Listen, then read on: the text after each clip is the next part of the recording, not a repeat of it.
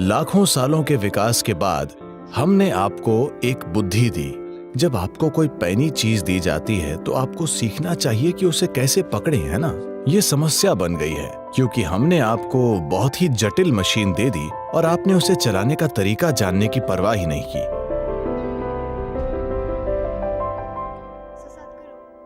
तो सद्गुरु, जीवन में कई बार होता है जब मैं बहुत बढ़िया कर रही होती हूँ, पूरी क्षमता में काम करती हूँ, मगर तभी अचानक एक भावना अंदर से आती है जो मुझे बताती है कि तुम्हारा पतन करीब है। ये मुझे परेशान करता है और शायद आप बस लैंड कर रही हैं। हाँ, और इस भावना के सिस्टम में आ जाने के साथ मेरा प्रदर्शन वास्तव में खराब होने लगता है। तो सद्गुरु, हम अपने अंदर के दानवी आवाज़ों से कैसे लड़ सकते हैं? आपके अंदर कितने सारे दानव हैं? मुझे लगा कि सिर्फ एक दानव है, वो आप हैं। इसमें हमें बहुत स्पष्ट होना चाहिए। देखिए, अगर आप अपने अंदर दो आवाजें सुन रही हैं, एक दिव्य आवाज और एक दानवी आवाज, इसका अर्थ यह नहीं है कि कुछ शानदार हुआ है। इसका अर्थ है कि आप या तो मानसिक रोगी हैं या प्रेतग्रस्त हैं। हाँ। आपको या तो मनोवैज्ञानिक की जरूरत है या ओझा की। तो यह बहुत महत्वपूर्ण है।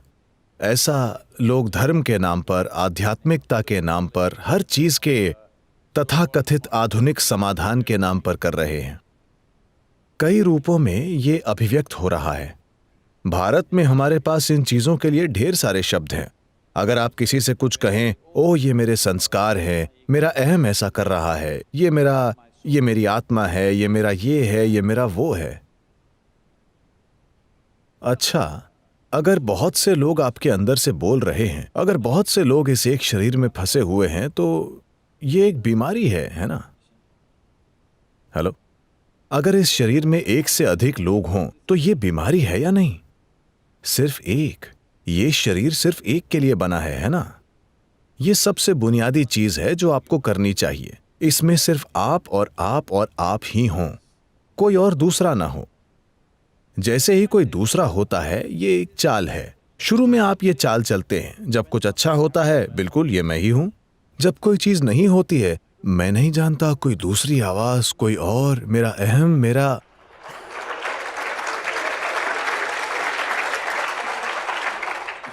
तमाम तरह के दूसरे जीव जिनका अस्तित्व नहीं है, आप मन से बना लेते हैं। आप इसे आत्मा, परमात्मा कह सकते हैं। ईश्वर आपके अंदर बोलता है, शैतान आपके अंदर बोलता है। देखिए, जब भी लोगों ने कहा, भगवान ने हमसे कहा, मुसीबतें आई हैं। हाँ, क्या आपने देखा है? कभी अमेरिका के राष्ट्रपति एक बार करीब 15 साल या 18 साल पहले बोले, ईश्वर ने मुझसे कहा। ओह क्या आपदा आई थी, 6 लाख लोग मर गए और एक पूरा देश बर्बाद हो गया। इसी तरह की चीजें हमेशा हुई हैं जब भी ईश्वर बोले हैं। क्योंकि मैं चाहता हूं कि आप समझें, ये ईश्वर के बोलने के बारे में नहीं है।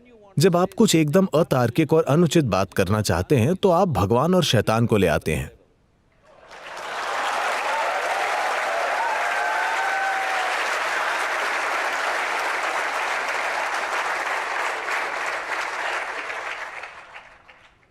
इसलिए अगर एक आवाज से अधिक है तो आपको बाकी आवाजें मारनी होंगी। इसके लिए आपको समझना होगा कि मनुष्य का दिमाग जटिल है, तो हम जो हैं उसकी जटिलता हमारा सबसे बड़ा उपहार है कि नहीं? दिमागी जटिलता ही हमें वो बनाती है जो हम हैं। यह सबसे बड़ा उपहार है, मगर इसी से हर इंसान दुखी भी है। मैं आप सभी से पूछता हूं, पिछली बार कब आपको खंजर से मारा गया था? हेलो? नहीं, वे वाकई आपको अनदेखा कर रहे हैं। शायद सबसे बड़ी चीज जो आपके साथ हुई है कि एक मच्छर ने आपको काट लिया। इस तरह का कष्ट दुनिया आपको दे रही है। बाकी सभी कष्ट खुद के दिए हुए हैं, है ना? तो आप ऐसे दुखी क्यों हैं? क्योंकि मैं आपसे एक आसान सवाल पूछूंगा, मुझे हां या ना में बताइए, क्योंकि मैं आपके जवाब के अनुसार आपको आशीर्वाद भी दूंगा। आप अपनी बुद्धि को तेज बनाना चाहते हैं या मंद? ठीक है।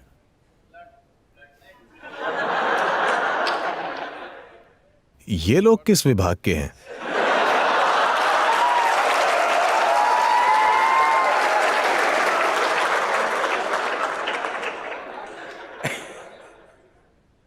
ओह, क्या वो राजनीति विज्ञान से हैं?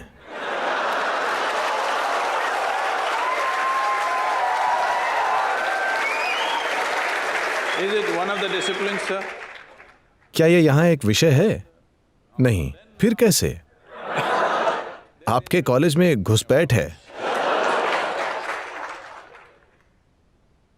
तो आप स्वाभाविक रूप से चाहते हैं कि आपकी बुद्धि तेज हो। इसका अर्थ है कि बुद्धि एक काटने वाला उपकरण है। यह चाकू की तरह है, जितना तेज उतना बेहतर, है ना? तो अभी लाखों साल के विकास के बाद हमने आपको एक बुद्धि दी। हम मतलब मैं प्रकृति की ओर हूं, ठीक है? हमने आपको एक तेज दिमाग दिया। अब आप हर जगह खुद को ही काट रहे हैं और उसकी शिकायत कर रहे हैं। नहीं नहीं, जब आपको कोई तेज चीज दी जाती है तो आपको सीखना चाहिए कि उसे कैसे पकड़ें, है ना? आपको सीखना होगा कि उसे कैसे संभालना है। अगर आप उसे गलत सिरे से पकड़ेंगे या अगर आप लापरवाही से चलाएंगे तो आप खुद को ही काट लेंगे।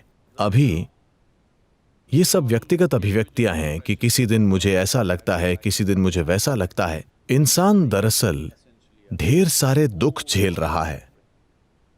कोई युद्ध वाले इलाके में है, कोई सूखाग्रस्त इलाके में है।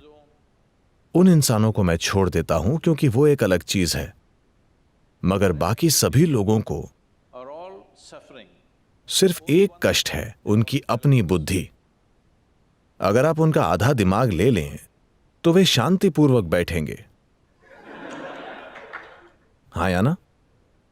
कोई शैतान नहीं, कोई भगवान नहीं, कोई आवाज नहीं, शांतिपूर्ण। हाँ या ना?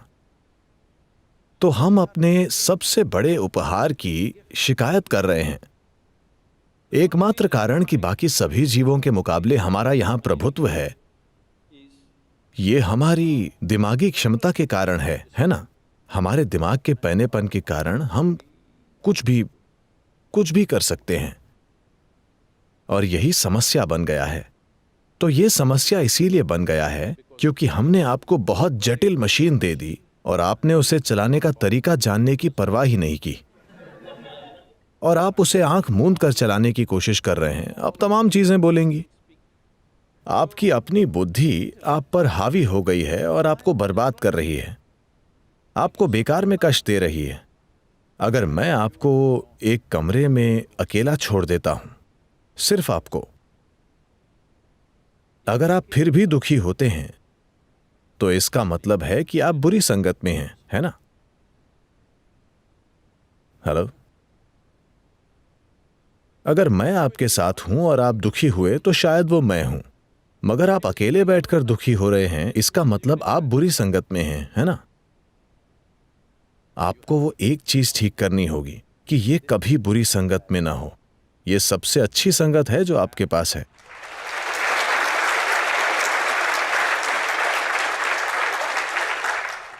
इसके लिए एक सरल इलाज है। सरल इलाज बस ये है, आप बस इतना देखना शुरू कीजिए, मेरे जीवन में मेरे साथ जो भी हो, अच्छी चीजें हों, बदसूरत चीजें हों, बकवास हो, शानदार चीजें हों, चाहे जो कुछ भी हो, और मेरे जीवन में जो भी नहीं हुआ वो सब मेरी जिम्मेदारी है। तब सिर्फ एक व्यक्ति होगा। अगर आप देखते हैं कि यह मेरी जिम्मेदारी है तो सिर्फ एक व्यक्ति होगा, वरना यहां से भगवान बोलेंगे, वहां शैतान बोलेगा, यहां से आत्मा बोलेगी और कहीं और से परमात्मा बोलेंगे और वे सब आपको पागल कर देंगे।